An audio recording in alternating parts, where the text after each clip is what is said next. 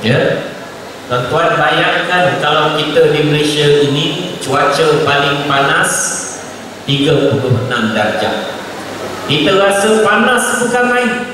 Kalau boleh nak pasang aircon satu rumah kita. Ya, bayangkan kepanasan di padang pasir. Padang pasir sudah panas. Cuaca matahari yang terik paling kurang 50 darjah tuan-tuan sekalian di Mekah. Ya, tetapi tidak pernah menyebabkan Bilal ini tuan-tuan sekalian hatinya berubah, melainkan dia terus beriman kepada Allah Ta'ala. Apabila dipaksa keluar daripada Islam, ya, menyembah berhala macam orang lain, di mulutnya menyebut ahadun ahad, ahadun ahad, maknanya Allah Ta'ala esa, Allah Ta'ala satu, Allah Ta'ala tidak ada sekutu dengannya. Sehinggalah Sayyidina Abu Bakar, ya, radhiyallahu anhu membeli Bilal bin Rabah, dimerdekakan sebagai dimerdekakan daripada hamba selama ini. Termasuk juga yang diseksa sehingga dibunuh tuan-tuan sekalian, keluarga Ammar bin Yasir, ibunya yang bernama Sumayyah dan ayahnya yang bernama Yasir. Apabila mereka bertiga masuk Islam, mereka diseksa supaya keluar daripada Islam. Ya, apabila ayahnya enggan, Yasir ini enggan, apa yang dia diseksa kepadanya sehingga mengorbankan nyawanya, diikat tangan kanannya pada seekor kuda yang lain, diikat tangan kirinya pada seekor kuda yang lain, diikat kaki kanan dan kaki kirinya pada 2 ekor kuda yang lain. 4 ekor kuda ini dipukul supaya berlari ke arah berlainan. Hancur badan Yasir ini semata-mata mempertahankan iman dan tetap istiqamah dalam keimanan kepada Allah Ta'ala. Apabila beliau telah pun terkorban meninggal dunia tuan-tuan sekalian, istrinya Sumayyah, ya, gilirannya dipaksa keluar daripada Islam. Tadi dia nampak suaminya hancur badannya, diseksa sehingga mati.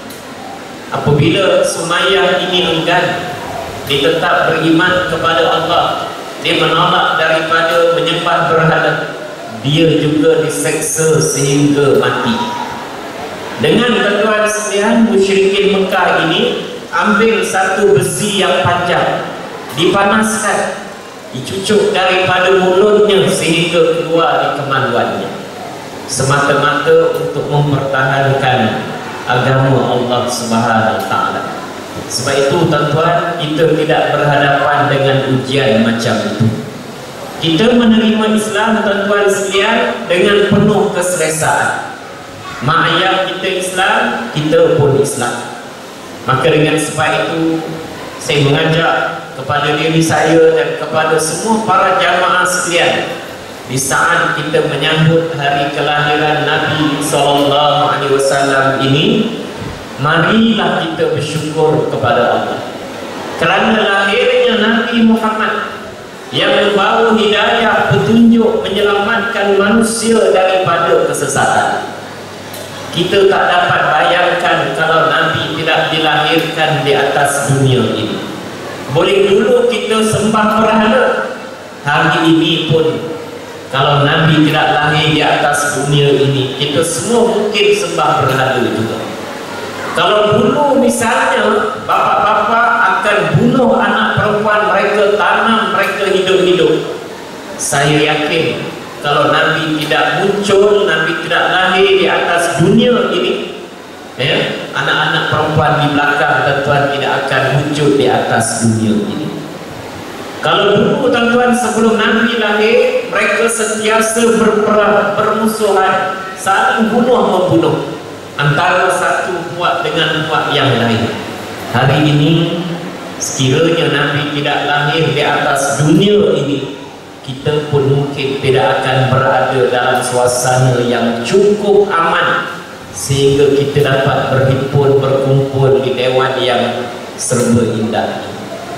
Sebab itu tuan-tuan yang dirahmati Allah Subhanahu wa taala sekalian, apabila penentangan semakin meningkat, ya, lalu tuan-tuan sekalian, Nabi minta lebih kurang kepada 80 orang sahabat Nabi yang diketuai oleh Ja'far bin Abu Talib radhiyallahu anhu berhijrah ke Habsyah. Habsyah ataupun nama hari ini Ethiopia, Somalia di Afrika Utara, diperintah oleh seorang raja yang adil walaupun dia bukan beragama Islam. Najasyi ini tuan-tuan, dia tidak Islam, dia ahli kitab. Dia membaca kitab Injil yang diturunkan kepada Nabi Isa alaihi salam. Dia memberi perlindungan kepada 80 orang sahabat Nabi yang tuan-tuan sekalian berlindung di Habsyah daripada Mekah yang mereka dizalimi, yang mereka diseksa semata-mata mempertahankan Islam. Apabila Nabi tuan-tuan sekalian berhijrah ke Madinah, ya, permulaan tanggal 1 Hijrah, umat Islam bertambah kepada 150 orang. 3 orang, 80 orang, 150 orang. Ya, hebatnya umat Islam dipimpin oleh Nabi ini diberikan mandat kepercayaan menjadi pemimpin negara Madinah. Walaupun Yahudi ada, walaupun Nasrani ada, Kristian ada, tapi mereka bagi kepercayaan kepada Nabi menjadi ketua negara Madinah. Nabi SAW dengan kekuasaan yang ada menyampaikan Islam ke seluruh semenanjung tanah Arab. Apabila Nabi wafat 10 tahun kemudian, Nabi meninggalkan umat Islam, sahabat-sahabat Nabi berjumlah 124.000 orang. Dalam masa 10 tahun saja Nabi berdakwah. Di kota Madinah tuan-tuan sekalian 124.000 orang.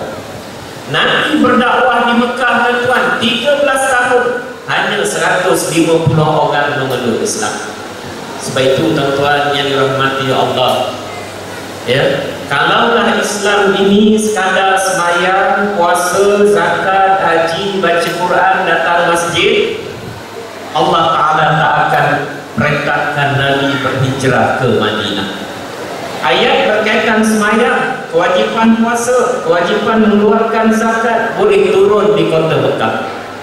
Tapi kenapa Allah Ta'ala perintahkan Nabi hijrah ke Madinah yang jaraknya daripada Mekah? Kalau tuan-tuan umrah 10 tahun yang lalu, sebelum adanya kereta api laju yang hari ini hanya 2,5 jam, dulu naik bas berapa jam? 8 jam baru sampai Mekah, 8 jam baru sampai Madinah.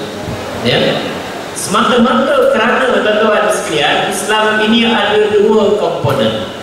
Islam ini ada 2 perkara penting. Pertama, Islam sebagai agama, Islam sebagai adil cara hidup. Ya, sebagai cara hidup ada peraturan yang disebut sebagai akidah, sebagai syariah, sebagai akhlak. Ya, sebagai cara hidup ada cara perkahwinan dalam Islam. Ya, hari ini kita lihat dalam tempoh 2003 sehingga 2015 di negara kita tuan-tuan sekalian, sejumlah 542.347 anak-anak yang dilahirkan anak luar nikah. Ya, 1/2 juta tuan-tuan sekalian. Kenapa tuan-tuan sekalian? Kerana tidak berkahwin.